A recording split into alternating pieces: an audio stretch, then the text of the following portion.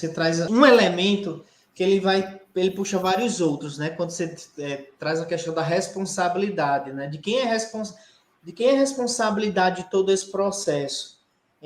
Recentemente eu vi uma reportagem onde eles mediam quem eram os mais influentes dentro do campo político, né? Quem eram os políticos mais influentes. E percebia-se que aqueles que geravam o maior número de engajamentos eram os políticos de base conservadora.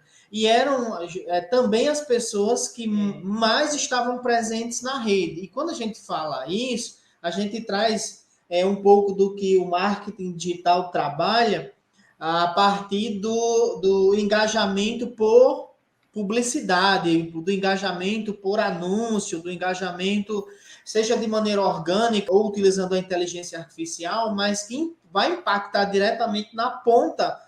E quando a gente observa isso e pega, por exemplo, um dos textos que uma dessas Big Techs publicou recentemente, né? Em menos de um mês ela publicou cerca de 4 textos que eu pelo menos pude recuperar, e o mais estarrecedor é o texto que ela vai falar que o que pode piorar na sua internet caso o projeto seja aprovado, né? E a gente começa a perceber que se a gente fizer uma análise crítica daquilo que está, né, espelhar daquilo que está no projeto de lei, daquilo que é dito nesse texto, de uma dessas Big Techs, é que é uma coisa que não casa a proposta do projeto com o que está sendo proposto e propagado por uma dessas Big Techs. Hoje, essa semana, a gente teve um outro caso, né, de uma grande empresa mensageira que inclusive sofreu com o posicionamento do STF para que ela pudesse pedir desculpas pelo ato que estava causando. E a gente começa a se perguntar muito sobre essas responsabilidades, porque se por um lado você tem grupos que usam de uma maneira muito negativa as mídias sociais como um todo, por outro lado, não tem ninguém que pune essas pessoas, porque o que elas colocaram na rede, de alguma maneira, pode se tornar para algumas pessoas verdade. E aí vai ocasionar isso que você tinha dito, né? Os crimes nas escolas, a homofobia, os contra a xenofobia e uma infinidade de outros tipos de crime.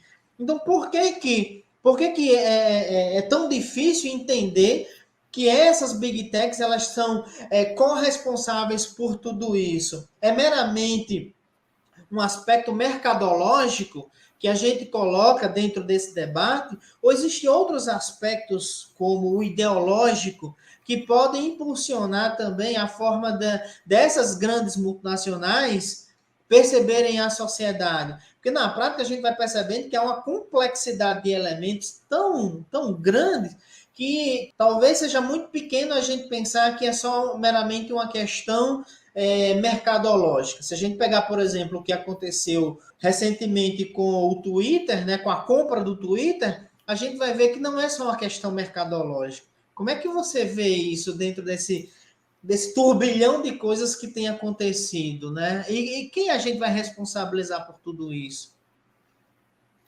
Bom, ultimamente, aliás, desde o escândalo da Cambridge Analytica, a eleição de governos de extrema-direita, principalmente nos Estados Unidos, na Índia e, inclusive, no próprio Brasil, né, no nosso país, a gente não pode dissociar uma coisa da outra, né? Muito embora o discurso seja pela liberdade, e é uma liberdade que traz, em verdade, um pensamento que se traduz numa ideia de liberdade absoluta, principalmente ancorada na visão norte-americana, que há muito foi atualizada, não só na União Europeia, que tem divergências também sobre essa ideia, até no Brasil, né? Colocado, muito embora tenha ganhado espaço aí por conta desses perfis falsos, ou mesmo desses grupos extremistas ou de alguns parlamentares, a gente não pode esquecer que essas empresas também têm suas concepções sobre o seu papel no mundo, né? E também que são traduzidas por pessoas que, em geral são representadas aí pelos seus grandes acionistas ou pelos seus criadores. E o que se vê na prática é um discurso, principalmente vindo ali do chamado Vale do Silício, muito próximo dessa ideia ultraliberal, dessa liberdade sem limite, sem critério, ou, na verdade, uma liberdade sem responsabilidade. Algumas teorias democráticas falam isso, que não há liberdade para cometimento de crimes, que a liberdade também encontra limites em outras liberdades, em outros direitos, assim como também nas teorias democráticas também se fala muito hoje em dia, né, na ressonância das múltiplas vozes que se encontram na sociedade, porque elas não ecoam da mesma forma, né? E elas não têm a mesma atenção, porque a gente sabe, por exemplo, como essas plataformas operam em termos de monetização, publicidade segmentada, o que é nós encontrarmos, né,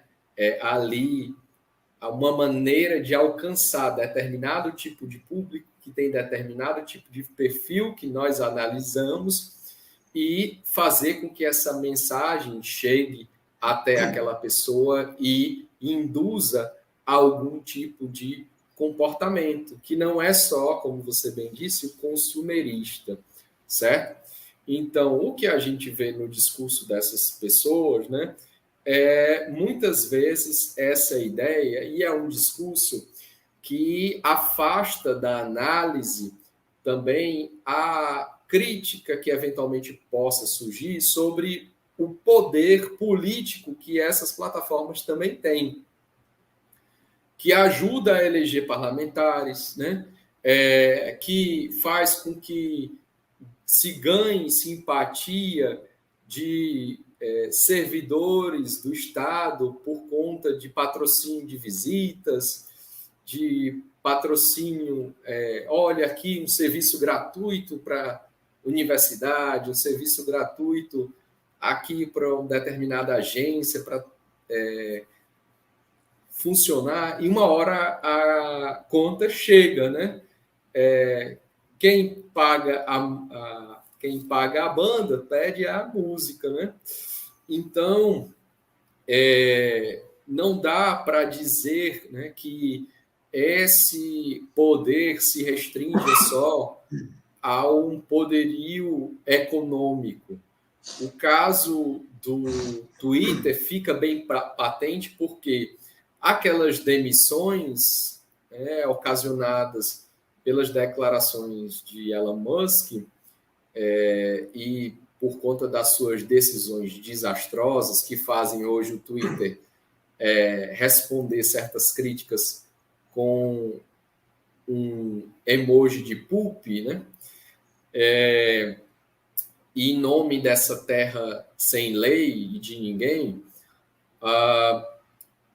ela foi prejudicial para algo que é importante e que está sendo exigido dessas plataformas, que é o quê? Ter transparência em como faz moderação de conteúdo, certo? E uma coisa não está dissociada da outra também, porque muita dessa publicidade, desse marketing que é feito nessas que alimentam esses perfis ou que ganham ressonância muito maior, né, do que outros tipos de narrativa, outros tipos de conteúdo, outros tipos de linguagem, vale dizer que são mensagens que possuem conteúdo ilícito e que elas trazem ali um conteúdo que muitas vezes influenciam, né, pessoas que não haviam se ligado para aquelas situações, né, ou tomam aquilo como se fosse verdade, sem ser. Um dos debates, por exemplo, sobre a possibilidade ou não de se estar no projeto a remuneração por conteúdos jornalísticos, também é um debate, por exemplo, sobre o que é esse conteúdo jornalístico. Porque hoje, como a gente vive numa fase da web em que todo mundo é produtor de conteúdo e todo mundo é livre, né? Existem conteúdos falsos que circulam como se conteúdo jornalístico fosse, são apresentados, né, nessas listas como prioridade, né, como indicação, sem nenhum tipo de sinalização de confiança, ou mesmo algum tipo de mensagem que acompanhe aquilo que a gente viu a necessidade na pandemia, por exemplo, sobre informações confiáveis acerca da vacina, acerca da Covid, acerca da pandemia, acesse o site do Ministério da Saúde. Ou durante as eleições. Para informações confiáveis sobre o processo eleitoral, sobre as normas eleitorais, sobre propaganda, acesse. E é isso que o projeto também prevê. A possibilidade, por exemplo, do sujeito identificar de onde vem aquela mensagem, quem está pagando por ela, algum tipo de identificação que é muito comum nessas exceções aqui a qual me referi, né? Um por se tratar de calamidade, outro porque é um período importante onde se deve, né, proporcionar a famosa paridade de armas, muito embora já não haja isso, pelo menos do ponto de vista ideal jurídico, né, não tem, mas a gente vê que isso não encontra muitas vezes correspondência na medida que quem está disputando, alguns têm mais visibilidade, tem mais recursos para empregar na campanha e pode também se valer desses expedientes, né, que até a justiça eleitoral se debate há muito tempo, mas ao fim e ao cabo, por exemplo, muitos desses deveres de transparência também têm a ver com a sinalização que tipo de conteúdo é esse, para que tipo de faixa etária ele é adequado, né?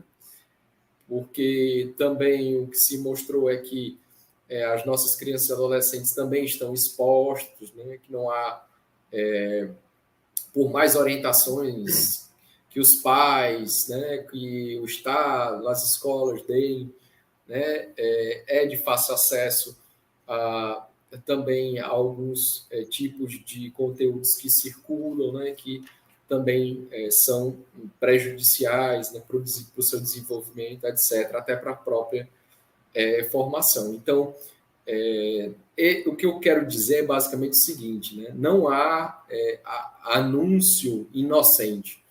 Não é só uma questão de mercado, não é só uma questão econômica. Para vocês terem uma ideia, agora, mais recentemente, no streaming como o Spotify, que diz que não faz anúncio ou publicidade de teor político, né, circulava nos seus serviços o que mensagens com esse tipo de conteúdo que é contrária ao fazendo propaganda contra o PL, entende? E é claro que a legislação, né, principalmente em países democráticos, procura tratar isso também do ponto de vista até do antitruste, né, abuso de poder econômico, comportamentos que infringem aí a concorrência, a lealdade que deve haver na concorrência entre essas empresas, né, etc. mas, né, isso não é o suficiente para a gente traduzir na análise esse momento. Estaria eu sendo muito um juridiquês, né, sendo positivista, achando que só a normatização vai resolver ou regular problemas que se atêm ou se ateriam só ao mercado, um problema também de natureza política, né? E que no mundo também sinaliza para o fortalecimento de alguns grupos extremistas que têm ganhado espaço em vários, pasmem, né, em vários regimes democráticos do mundo. Né? Então, pelo menos essa é a leitura que eu tenho, que eu faço, né? Com base naquilo que o nosso grupo se dispõe a estudar. Mas há vários tipos de vertente, de olhares sobre o próprio funcionamento do sistema econômico no chamado capitalismo de vigilância, né? E há tratamentos também relativos ou reações relativas também ao campo do mercado. Né? Muita gente acha que a China tem que a China é fechada, que ela tem aplicações próprias que se opõem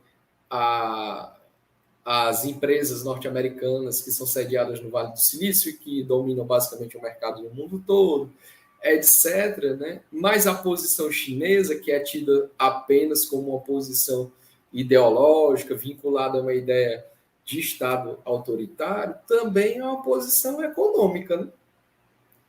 Também uma posição de disputa de mercado com essas empresas. Então, não existe aqui ingenuidade ou uma análise que a gente possa fazer de um maniqueísmo, de luta do bem contra o mal, etc.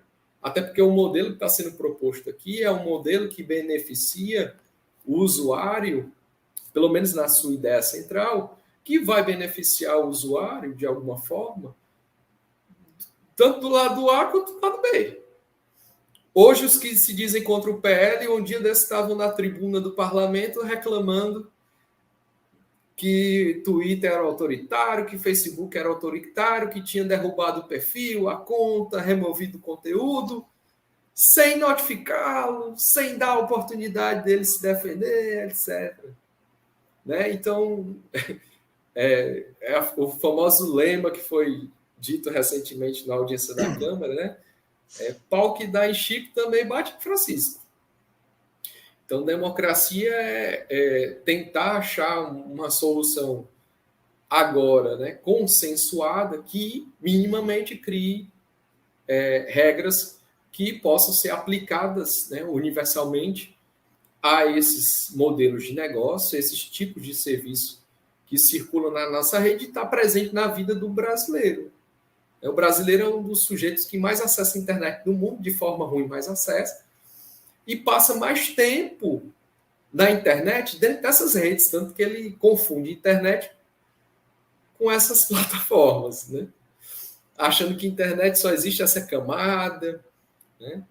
E tudo mais. Então, e também lembrar, já que eu falei isso das camadas, que muito daquilo que a gente só ouvia falar, principalmente relacionado a terrorismo, a pornografia infantil, a organizações criminosas ligadas ao tráfico, que era estabelecimento de relações, fóruns, negociações desse tipo, né, na chamada camada da Deep Web, ela hoje está aqui, meu amigo.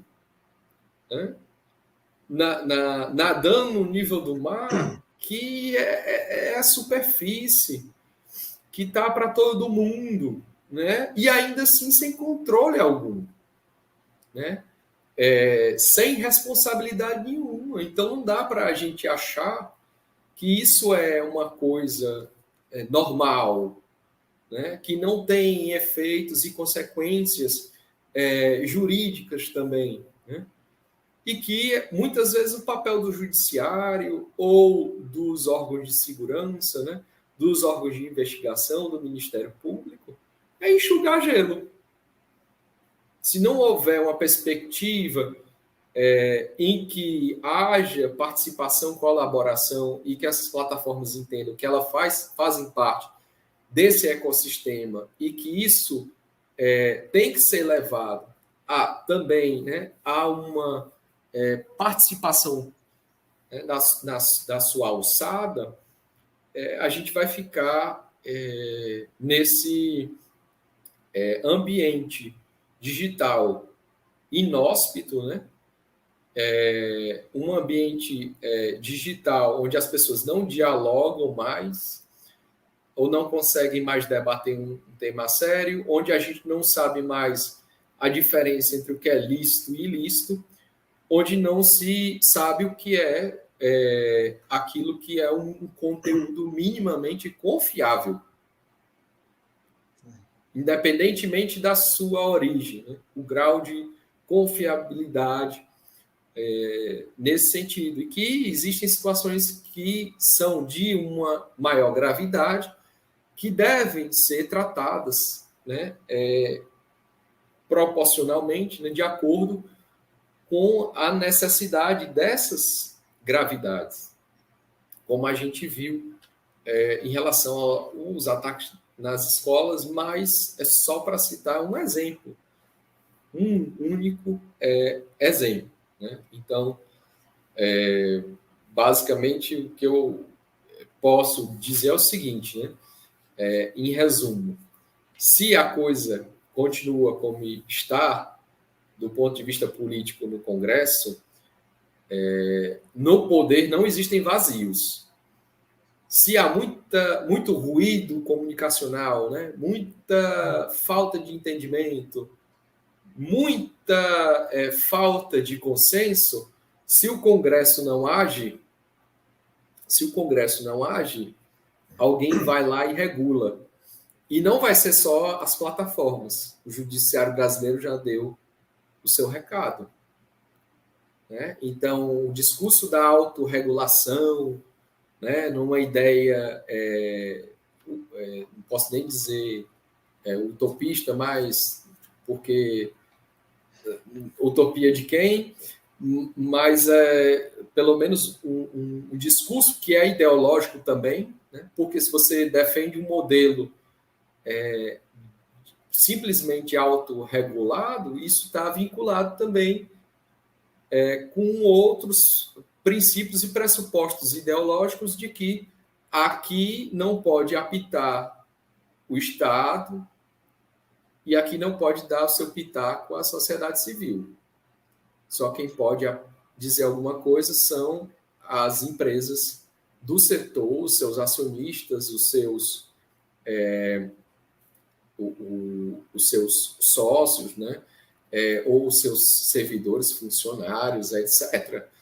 E em democracia, Estado democrático de direito, pelo menos naquilo que está estruturalmente na Constituição de 88, né, ou mesmo naquilo que se produziu em termos de internet no Brasil, de regulação da internet, não é isso que até o presente momento estava vigente. Nós temos uma ideia aí muito forte, presente, de multissetorialidade, de uma, mal ou bem, de uma participação de vários setores mínimas. Isso não é coisa de Estado autoritário, né?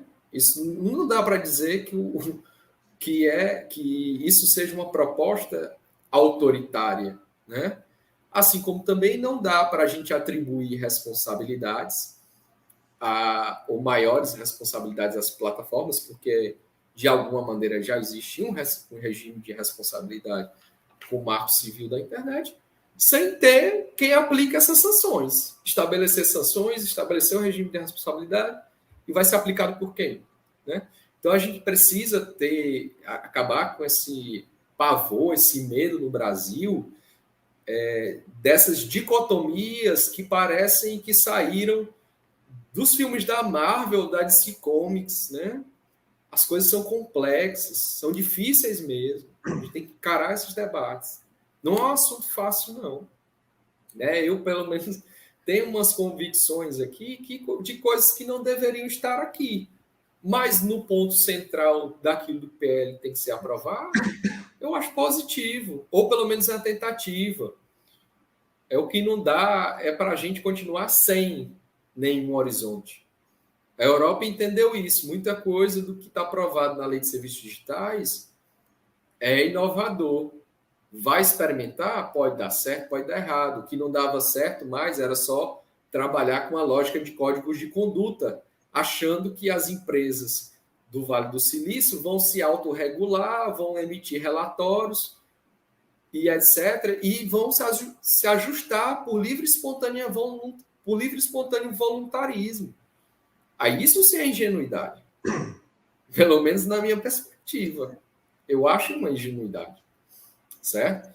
Então, é claro que esse debate não está longe das concepções de sociedade, de liberdade, de economia, ou dos modelos regulatórios que existem na mesa, mas não é só na internet, em outros setores também.